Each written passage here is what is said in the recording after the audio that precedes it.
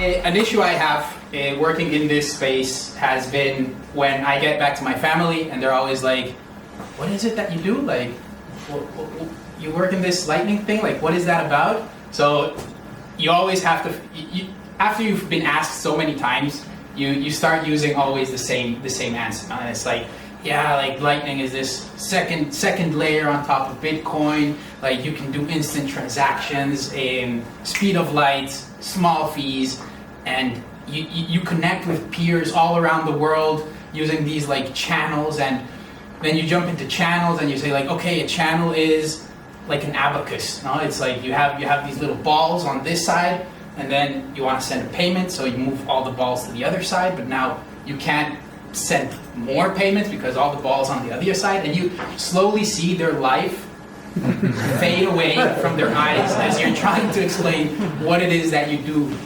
for work, right? So I want to take a different approach and want to jump into seeing what lightning is at a different way to explain it. I think being an engineer, I think it's always useful to go down to the basics, see what it's about, try to understand where it's coming from to then build on top of that. So whoever has jumped into Lightning knows that it's very complex. Like we have HTLCs, we have balances, we have channel fees, we have a lot of stuff that can seem very overwhelming when you are going into Lightning, especially going in to build something as a developer, as a designer. You can get very easily overwhelmed with what's going on. So how do we simplify it? And this is how I used to do it. So this is the abacus, I would tell my family. Like this is what I work in, no? And they would take a moment and think like, so you're working on an abacus, like what is going on? So is there a better way to explain this? And I was on the search for like how do I explain this in a much simpler way to my family, right? And I came to this tweet from Donnie Scott, and he did a very interesting analogy that was relating everything to an airport, right? So what does that mean? Like we have this airport, it has planes, it has different routes, it has different connections, and it has passengers. What does it mean that Lightning can be analogized to an airport? So what does it mean that this huge thing with very complex system is related, or you can analogize to this small Raspberry Pi that is running a Lightning node that is moving value across the network, right? So let's start like digesting it. Let's go step by step, seeing what are the analogies that we can find with an airport and how it relates to the Lightning network. So we have these two airports. We have the airport from Mallorca and we have the airport from Munich. And there is a group of people in Mallorca and they want to go to Munich. They do not like the weather in Mallorca. They want to come here, right? So they call up the airport in Mallorca. They're like, hey, like we're 50 people here. We want to go to Munich. What do we do? So Mallorca picks up the phone and calls Munich and says, hey, we have 50 people here. They want to go to Munich. What are we going to do? And they say, okay, let's set up a route, right? We have a plane here. Let's set up a route and let's get those 50 people here.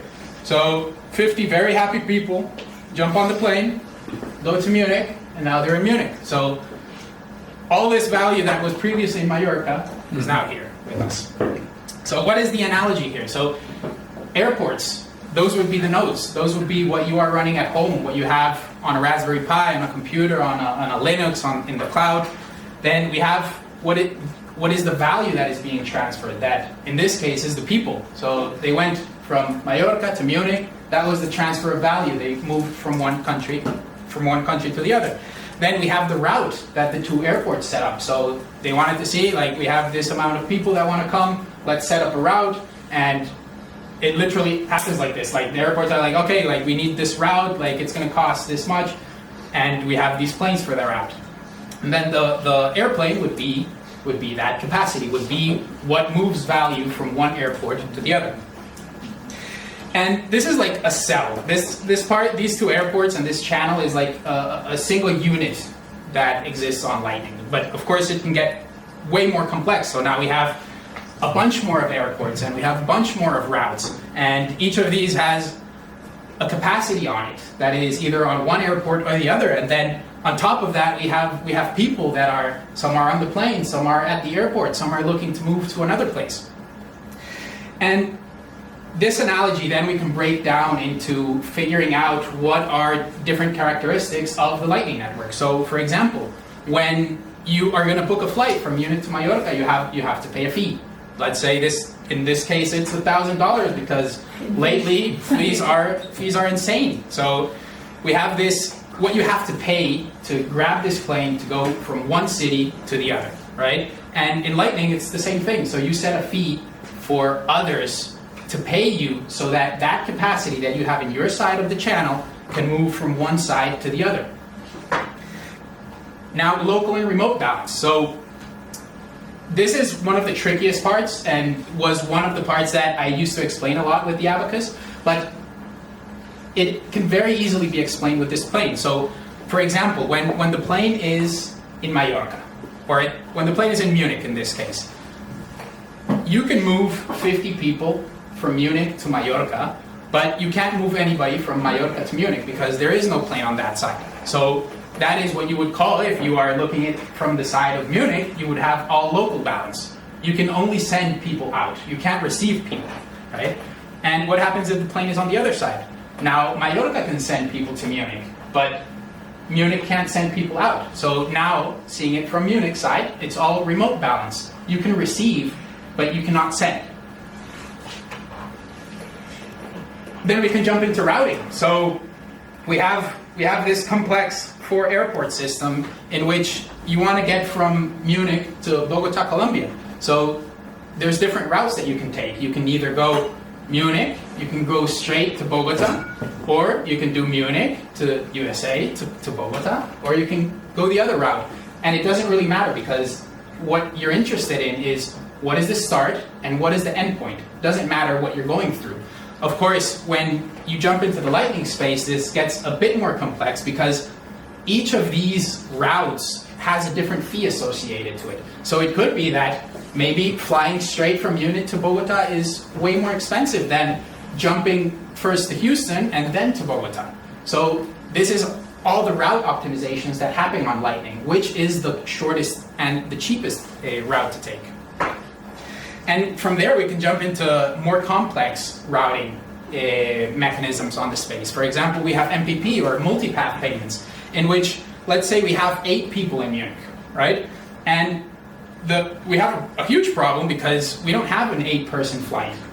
Like, we just have 3 very small planes. Like, how are we going to take the 8 people from Munich to Bogota if we have 3 planes that can take at most 3 people? So this is where multipath payments come into play, in which, okay, then let's separate it. Let's take 3 people on one side, another for 3 people, and the last 2 people we put on the 3rd flight. And it doesn't matter what route they take because they all end up in Bogota, right? So we were able to transfer 8 people from Munich all the way to Bogota without caring about how they were going to go, what they were going to pay, like what route they were taking. It didn't really matter. And now we can see some analogies also, for example, in Legends of Lightning. So there have been folks that have submitted different projects to this that you can analogize exactly the same to this airport situation, right? So you have, for example, BTC Map. So helps you find, like, you have all these airports. Okay, like what does each airport have? Like, what stores does it have? What can I buy there? What can I do there?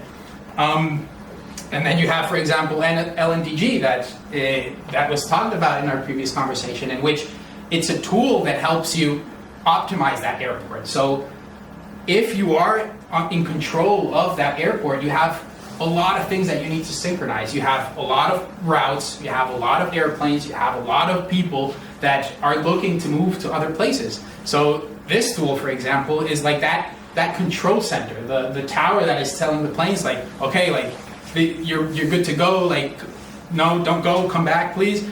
This is all organized in this software.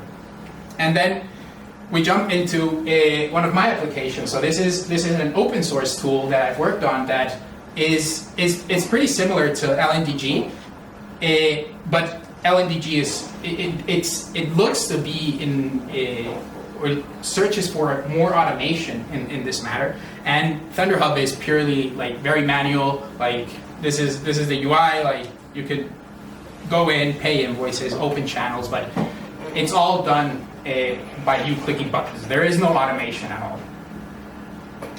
And finally, so this is my company, that is Amboss Technologies, and we can also see like what is the analogies of what we build to this airport situation, in which first we have Amboss Space, that is a coordination platform. So there is all these airports outside. How do they figure out who they want to connect to, what fees they're going to charge? Is it a good airport to connect to? Maybe not. Do they have a lot of tourism? Maybe they don't have that much tourism, but they have people that want to travel outside. So all of this coordination can happen on this platform. It presents it in a very visual manner so that it tries to be simpler to understand, so that you don't have to grab all of this data and process it and figure out like what it is that you have to do, but it shows you directly like, oh, okay, like this is the chart, this is what is happening on this node, this is what I want to do. And then second tool that we have is more focused on connectivity. So we have a product that's called Magma, in which imagine you are this airport in the middle with the purple outline. That airport is completely disconnected from the network. It can't receive people and it can't send people out. It does not know how to connect with other folks. So this platform makes it very simple for them, because the other airports that know how valuable these routes are, of how valuable it is to receive people or send people, because it creates value in your economy, then they say like, oh, okay, like I am available to open routes to other people. And what this purple airport can do is then go onto this platform and say, hey, like I like what you're offering, I like the terms, I like the lease, like your fees are good, I want to buy a channel from you. And very easily that airport can get connected to the rest of the network and start interacting and start earning fees and start being a participant in this economy that is growing on the Lightning Network. So I found this to be a much better explanation for when I talk with my parents.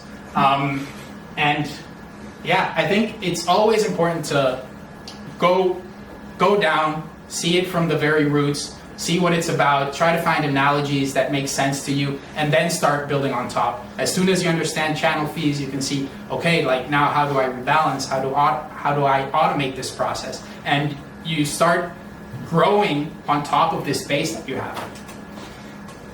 And that is it. So this is me. This is my contact info. Happy to answer any questions.